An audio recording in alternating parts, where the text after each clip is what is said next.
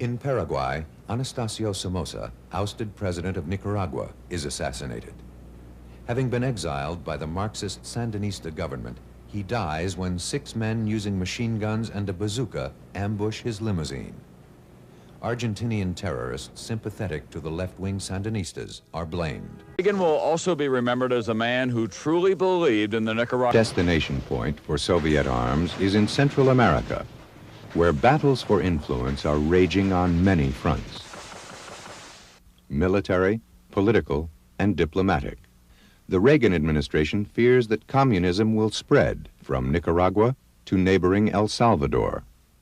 The emergence of another country added to Cuba, Grenada, Nicaragua, another country, and then perhaps others, to Soviet-Cuban influence is bad news for this country. Reagan approaches Congress claiming that Nicaragua's Sandinista regime is exporting its Marxist revolution to rebels in El Salvador, and he asks for a large budget increase in aid. Nicaragua's new army numbers 25,000 men, supported by a militia of 50,000. It is the largest army in Central America. There are additional thousands of civilian advisors from Cuba, the Soviet Union, East Germany, Libya, and the PLO. And we're attacked because we have 55 military trainers in El Salvador. 3 years after the assassination of Salvadoran Archbishop Oscar Romero, the young democracy in El Salvador has not yet implemented humanitarian reforms. Through small death squads, the army continues to murder private citizens and opponents. While Congress shares Reagan's wish for democracy in El Salvador, the budget increase is made conditional to demonstrated reforms. We believe the administration fundamentally misunderstands the causes of conflict in Central America. We cannot afford to found so important a policy on ignorance. And the painful truth is that many of our highest officials seem to know as little about Central America in 1983 as we knew about Indochina in 1963. Then, Albert Schaufelberger, a U.S. advisor, is the first to be killed in El Salvador, and the cost of U.S. involvement can no longer be measured in dollars alone.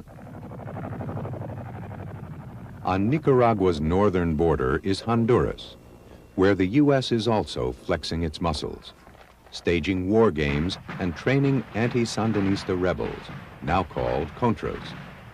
Reagan is watched carefully as he walks a fine legal line, since a year earlier, Congress had passed the Boland Amendment, outlawing covert aid to the counter-revolutionary forces.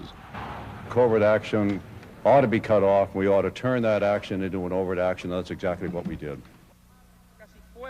Throughout the year, Nicaragua plays the bullied underdog, fighting for its right to political sovereignty. Foreign Minister Miguel Descoto accuses the U.S. of planning an all-out invasion of his country from Honduras. They conceived it, they are directing it, they are financing it, and the United States is also arming it. In March, 1,400 U.S.-backed Contras do invade Nicaragua, but they fail to hold any vital ground. The Contras' future activity is deadly, but limited to isolated guerrilla attacks. The Nicaraguan government is more angered than weakened by the Contras. As Nicaraguans die at the hands of the Contras, the people rally around leader Daniel Ortega and his Sandinista regime.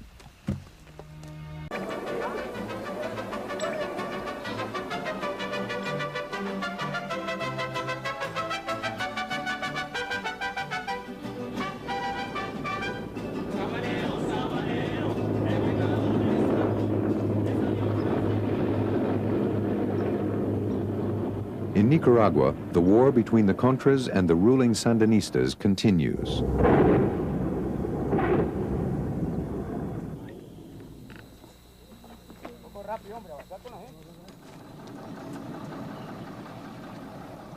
This band of guerrilla soldiers is trying to overthrow the government of Daniel Ortega.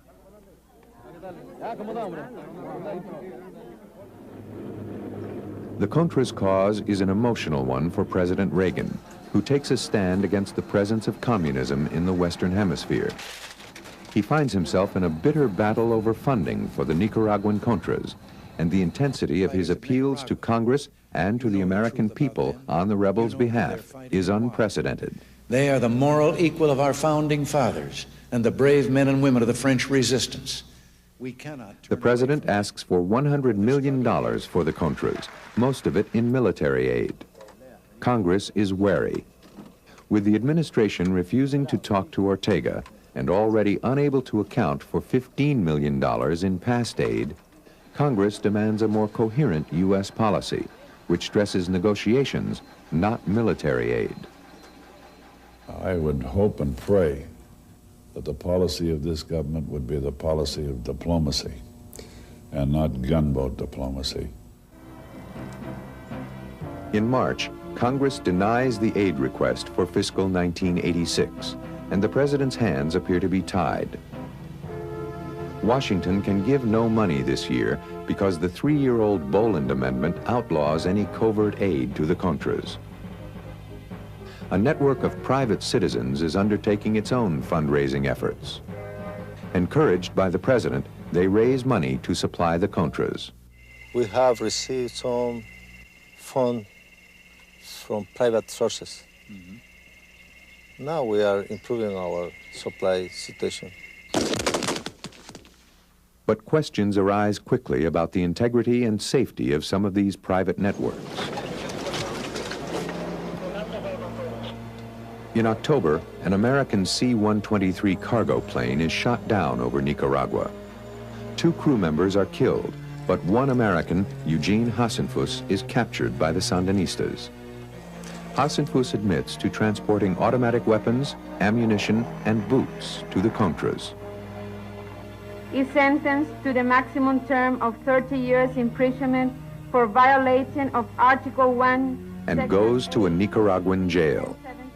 He is soon pardoned by Daniel Ortega and returns to the United States. The whole delaying operation, this on-again, off-again battle between the executive branch and the Congress, basically the House of Representatives, has caused a combat situation right here on North American soil to involve all sorts of private Rambo-esque groups. And it was inevitable that Americans would be killed and 1 captured. Humanitarian aid office.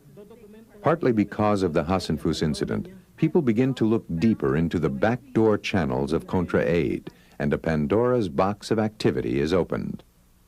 Many former drug runners, familiar with the air routes in Central America, have been recruited to deliver arms to the rebels, and some admit to transporting drugs on their way back to the United States. You'd bring the ship into Colombia, you would load drugs aboard it, and you would bring those drugs back to Panama with you. Logbooks and testimony cite many such missions in 1986. According to some crew members, the Reagan administration chose to look the other way when it could have just said no.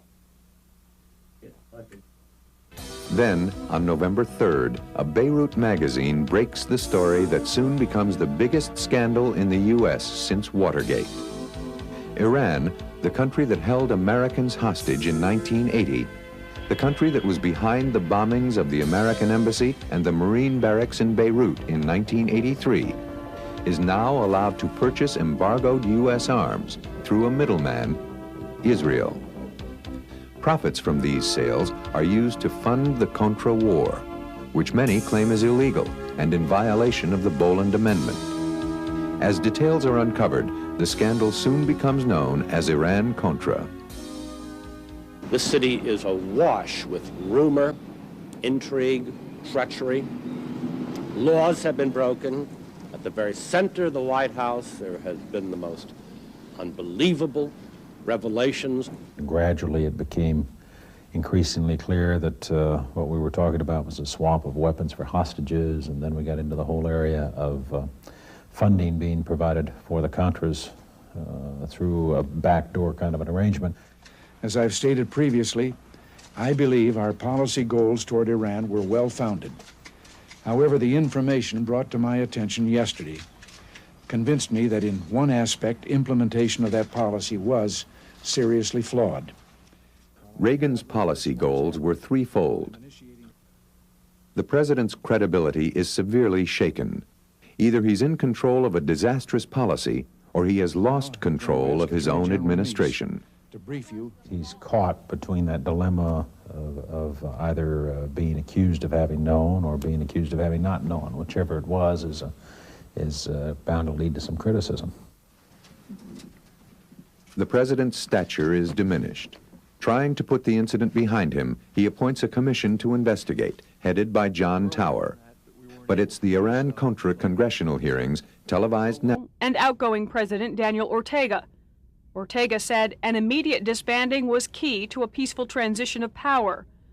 But so far, the Contra leaders say no. They say they'll remain armed until Chamorro takes office in April and until the Sandinista army is dissolved. Are blamed. Reagan will also be remembered as a man who truly believed in the Nicaraguan. Destination point for Soviet arms is in Central America, where battles for influence are raging on many fronts. Military, political, and diplomatic. The Reagan administration fears that communism will spread. Bad news for this country. Reagan approaches Congress claiming that Nicaragua's Sandinista regime is exporting its Marxist revolution to rebels in El Salvador, and he asks for a large budget increase in aid. Nicaragua's new army numbers 25,000 men. Spread from Nicaragua to neighboring El Salvador. The emergence of another country added to Cuba, Grenada, Nicaragua, another country, and then perhaps others, to Soviet-Cuban influence is bad.